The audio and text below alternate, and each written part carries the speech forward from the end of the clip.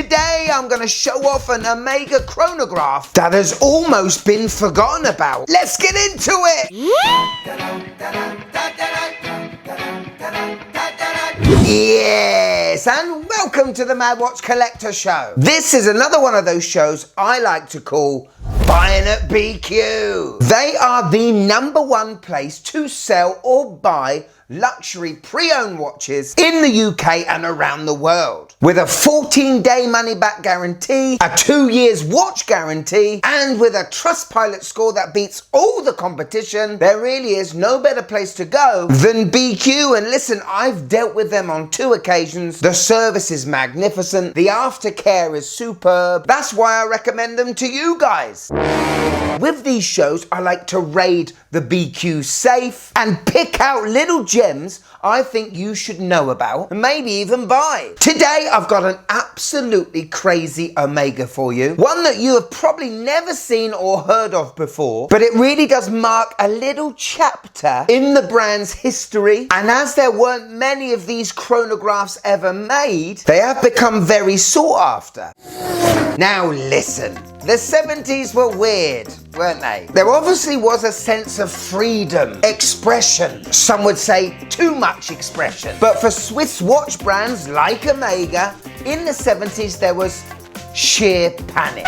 The quartz revolution had hit. Japanese watchmakers had timepieces now that were very highly accurate using quartz movements. And where some Swiss watch companies doubled down on their luxuriousness, others tried to ride the wave of this quartz crisis stroke revolution by coming out with all sorts of futuristic looking watches that just weren't going to turn into anyone's future. Now, Omega were obviously one of those companies. Yes, they were the makers of the Speedmaster, an absolute chronograph juggernaut. However, the CEO at the time must have said to the designers, just go for it. Whatever's coming to your mind, just put it on paper. And they did, and it is pretty crazy and cool at the same time. Are you Omega Lobster ready? Let's go.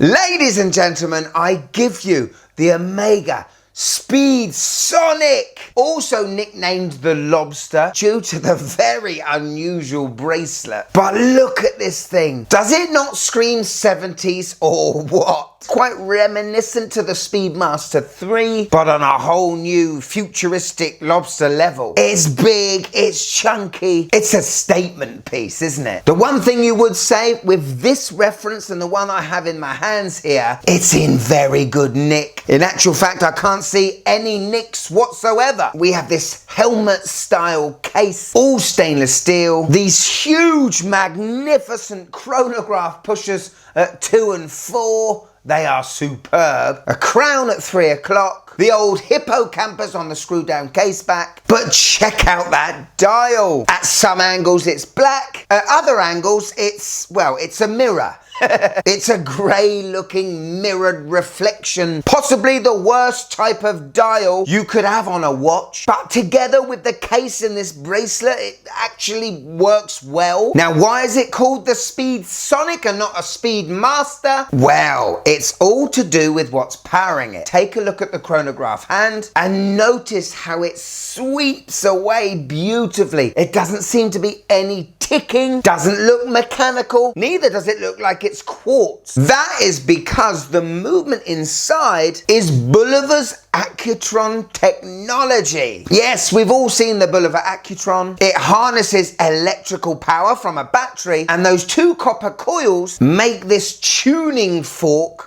vibrate, and the 300 hertz on which it vibrates moves that chronograph and second subdial hand in such a smooth way, it's absolutely mesmerizing. Pretty much the same look as a spring drive from Grand Seiko. Now this is a Bulova licensed Accutron movement, and Omega bought around 21,000 of these units. There's not a hell of a lot of these around, and these Speedsonics didn't just come in this look with this bracelet. bracelet. Now, the interesting thing with this Accutron movement is that Omega slapped on a chronograph module on top or underneath, and that is why this watch is quite thick at around 14.5 millimeters. Big day and date windows at 3 o'clock, something you don't get with a regular Speedmaster. We do still have the tachymeter scale, but it almost feels like it's part of the dial and not a bezel. The watch head itself is 43 millimeters in diameter. The lug width is 21 millimeters. It does look as though we have an integrated bracelet, but in actual fact, you can take that bracelet off. And I have seen this watch on NATO straps or NATO style straps,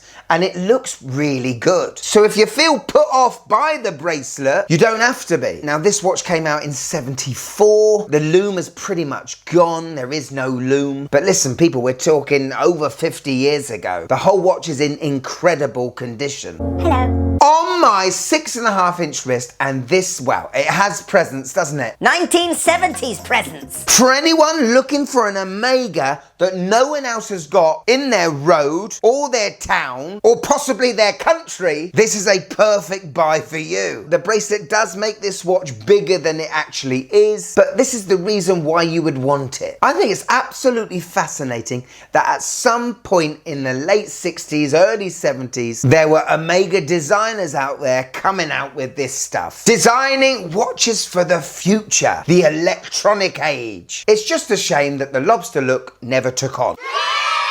So there we go, the amazing Omega Speedsonic. What do you guys think? Now, as I said, there are only 21,000 of these watches made, and they weren't all in this iteration. Now, electronics and technology was improving at such a rate that the Accutron movement pretty much became obsolete. So sourcing the movements, repairing the movements with different components was becoming nigh on impossible. And so the Speedsonic didn't really have a very long shelf life. And that, people, is why it's so desirable now. Funnily enough, NASA rejected this Speedsonic to be used in space because they didn't think the batteries were reliable enough in this Accutron movement. Although it's slightly ironic that most of the computers and machinery that apparently is still up on the moon was powered by Bulova's Accutron tuning fork technology. Go figure. This phenomenal Speedsonic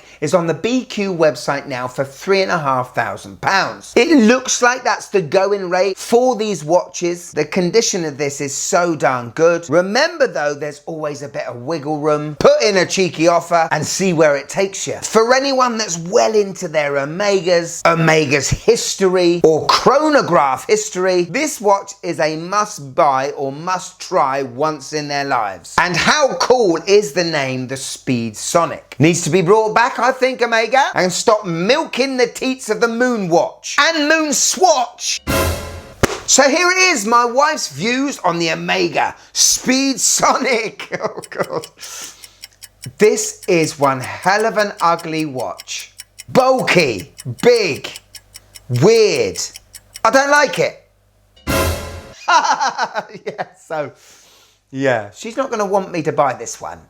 Thank you so much to BQ for sending this in. I'll be whipping it right back to you ASAP. It's on the website right now. Check in the description below and take a look at the other phenomenal watches they have on offer. Thank you so much for watching till the end. If you want to show a bit more support, we've got a Patreon now. See the shows early, behind the scenes footage, blooper reels, and get your name credited at the end of the show like this lovely lot. But if I've got you for a few more minutes, and I hope I have, why don't you check these beautiful shows out?